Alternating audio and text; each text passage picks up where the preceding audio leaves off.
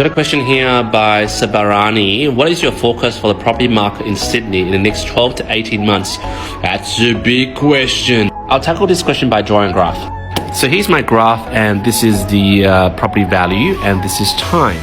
So this is Sydney's property market over the last, say, 10 years. So there are some increases steadily and some decreases, but overall it's trending upwards.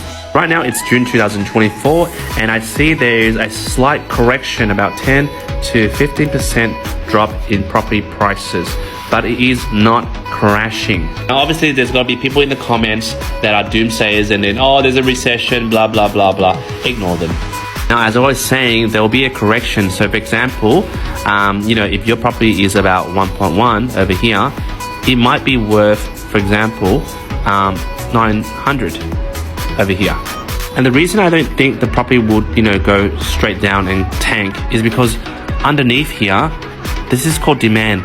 There's a lot of people with money, with a pre-approval, who's ready to buy once it hits that price. Me, myself, a lot of clients, friends, whatever, we are ready to buy once it hits that price. So with this steady demand, this price dip will always be maintained at somewhere here. And once the Reserve Bank has reached its 2 to 3% inflation target, they'll start to decrease interest rates, which is the cash rate. Now the people here who are basically, probably capped with their borrowing capacity, which is waiting down here, with the interest rates decreasing, you'll see that their borrowing power starts to increase. Right? And therefore their demand for property, which was originally at this price, will be around here. And as the Reserve Bank controls inflation and interest rates start to come down a bit, the property price will start to go up again. So forget about those who say, the property's gonna collapse, it's gonna crash. That's bullshit. Unemployment rate is at the lowest at the moment. That's the reason why the Reserve Bank of Australia is increasing rates, because a lot of us have a lot of fucking money in our bank account.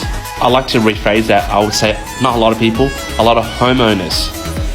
During the COVID pandemic, there was no holidays, no nothing. A lot of people are cashed up.